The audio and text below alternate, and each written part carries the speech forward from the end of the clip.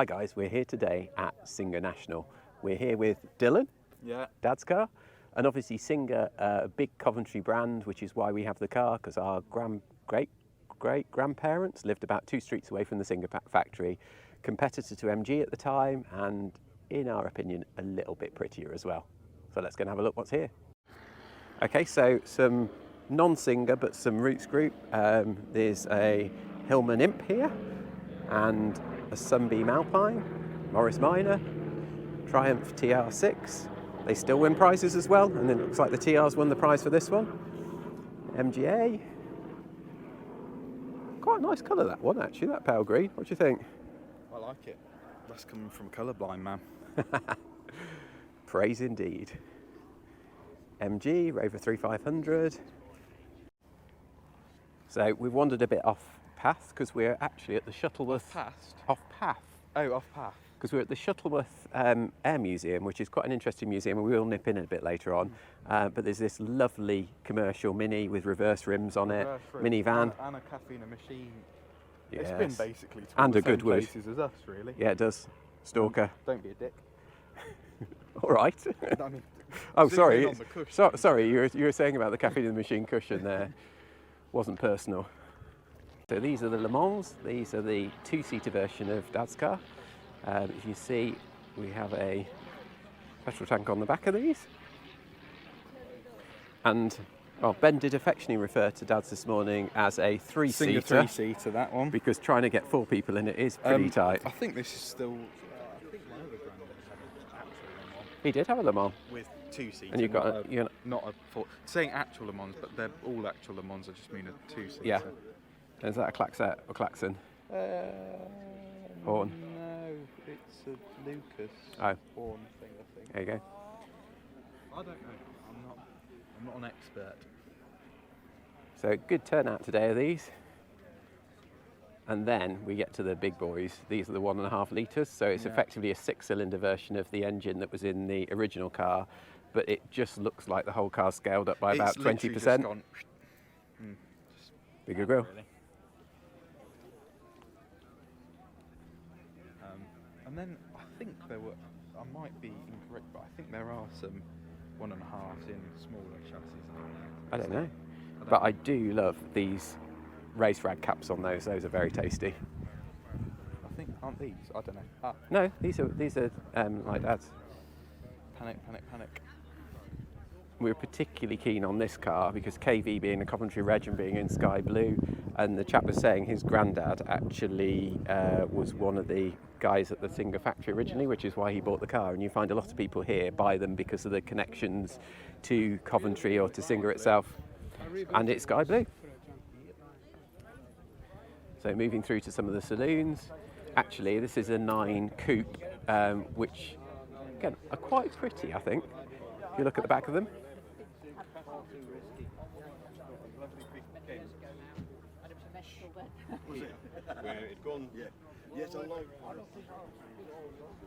And then we're going into some of the older Singer vehicles. This is going into veteran, some of these, rather than vintage. And this one particularly, we really like, don't we, B? 1913. 1913 this car is. And you look at that sort of magneto down there. It's really teeny, and for those, just to confuse you when you're driving, the accelerator pedal's in the middle. Cylindrical fuel tank, rubber rear lights. Yep. But very nice, Wooden wheels. Wooden wheels, because obviously they hadn't invented steel at that point. Rear brakes. Yeah.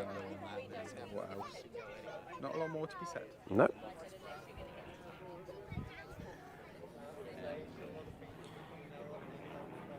Seen this one out a few times before. This is another nice car. This is 1919 Singer 10, and actually you still see some of the things on the later cars, but actually the engine itself, the block sort of split into 2 elements on it.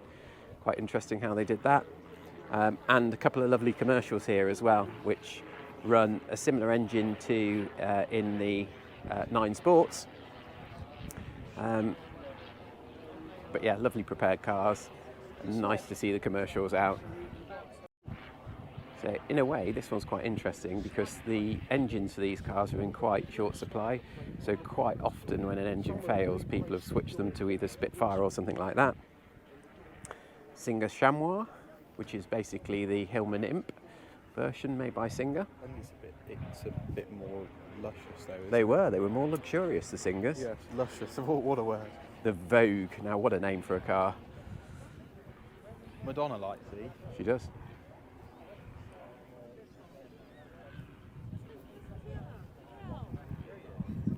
And to be honest, you'll have to bear with us on this one. Our post-war Singer knowledge is fairly Rubbish. yeah.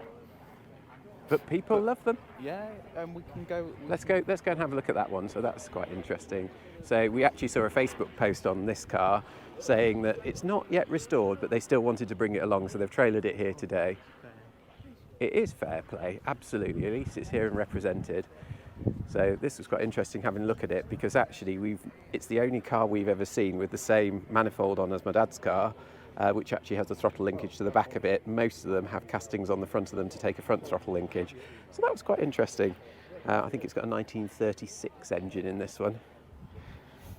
But it's also got flat floors in the car as well, similar to Dad's car. Spare wheel.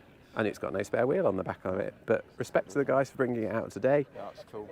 And it has still got a lot of its original stuff on it. I'll tell you what, from when we trailered my Austin, at the point it wasn't very done.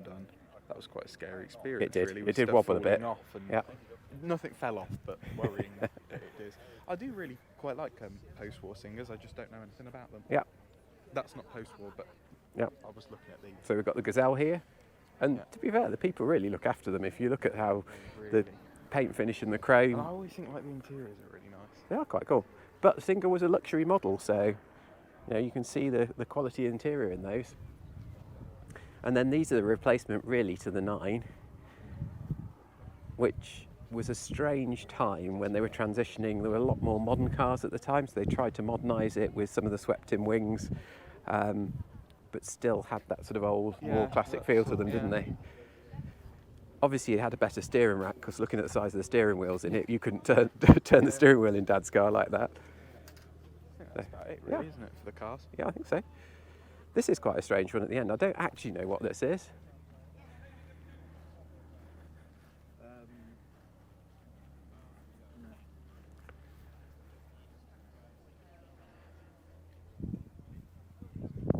So again, similar engine in. It's got the saloon type manifold. We had one of those at one point, if you remember, off one of the engines that we bought. I don't remember. But this has got a boat tail on it. Lovely patina on the leather. Right, okay. So, this is the Shuttleworth Collection, which, to be honest, is well worth a visit. It's a Panhard Lavassa. Panhard Lavassa.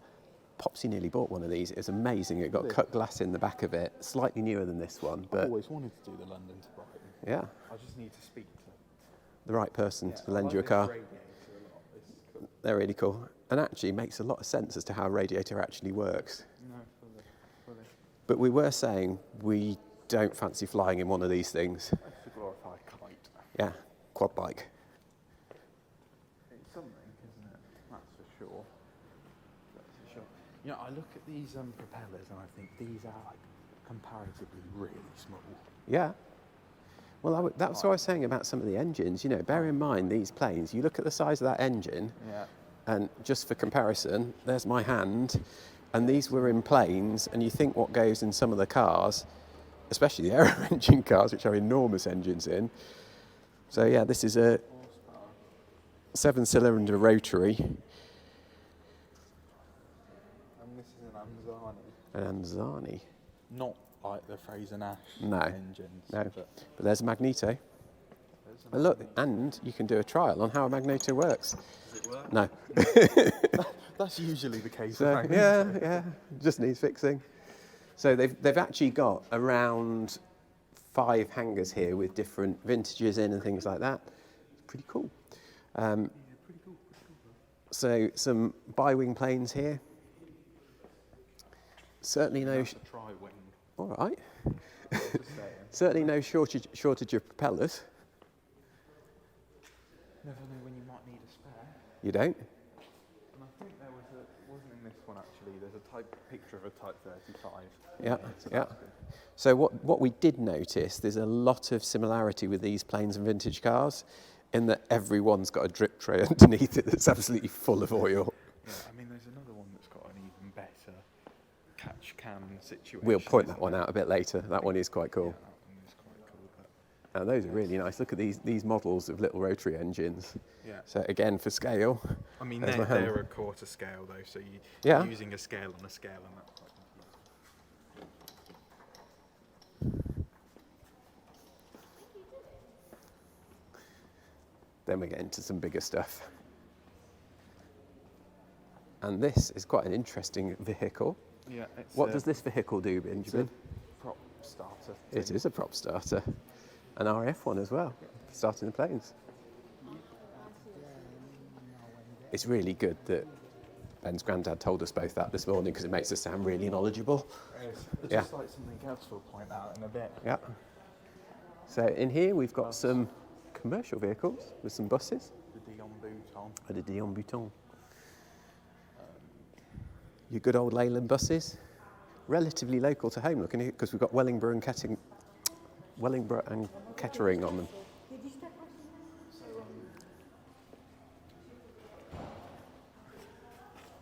Everyone told me when we painted the Austin, the colour, they said it was Coventry bus colour. So How rude. I know. So this is a nice call because this has got some of the slightly more modern stuff in. Yeah. Got a nice little MG here. It's TA. Too many letters with MGs and different like TCs, TFs. With what's a K3, J3, J2. J2s. I like all of them. I just can never remember. Yeah. So we're getting into sort of World War II stuff now. We've got Hurricane. Right. Here's facts.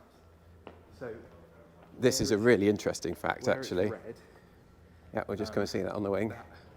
that every time the plane would come in, that would have to be Skinned. skinned because it covers basically the gun holes, and Which every aren't very time- aerodynamic. No, every time it would blow them out, but obviously that would make it less aerodynamic. So to make it more aerodynamic, every time it came back, they'd do that and then they paint it red. And how do we know that? Because our great granddad did it. Great granddad's job was to actually recover and dope Some those job, every time. Wow. Some job. Better than flying the planes. Better life expectancy. True. As we found out earlier on, And that was World War One. World War One, life expectancy of a pilot, was like 11 days. 11 days, yeah. So we've got a couple of aero engines here, ones that fit in the Edwardian cars. I think this one's a Merlin. I'm not sure if the other one was a Pennine or something like that. But quite interesting displays here with some of the old planes in, moving through to the hall with some of the newer planes in. Some quite interesting planes in here. The first one being a de Havilland DH-88 Comet even. These plane was very aerodynamic. The wheels are all in cowls that come in to get the high speeds that they required on the planes. Still a prop plane though, but quite an elegant one as it stands. And actually this is one of the planes without the drip trays underneath it, so clearly more modern technology keeping the oil in the engines. What's also quite cool in this hall is they've actually got an automotive section at the top with bikes and cars, so we'll go up there and take a look at that. So some really nice stuff as we head up here. You can see some of the vintage and veteran cars, a large selection of motorbikes. This first one is really, really interesting. This is a 1900 Singer motorbike. It actually has the engine located within the rear wheel in a Bugatti style alloy wheel. And apparently one of the few bikes at the time to have that because Singer actually painted that so other manufacturers couldn't put the engine within that area. Really nice looking thing, petrol tank just sat between the cross frame, but really the evolution of a bike into a motorbike at this point. Here we've got a Corgi, so these were the folding bikes that were put into planes and dropped out of them by the military. Dom Chenier is actually restoring one of those at the moment. And next to it we have a Bond mini bike, which I assume is by the same company that made the Bond Bug, which was also linked to aeronautical engineering, hence why it's actually here at the collection. A number of other bikes, some Nortons. So Lovely collection here, some BSAs and things like that. And then moving over to the other side, some nice old veteran cars.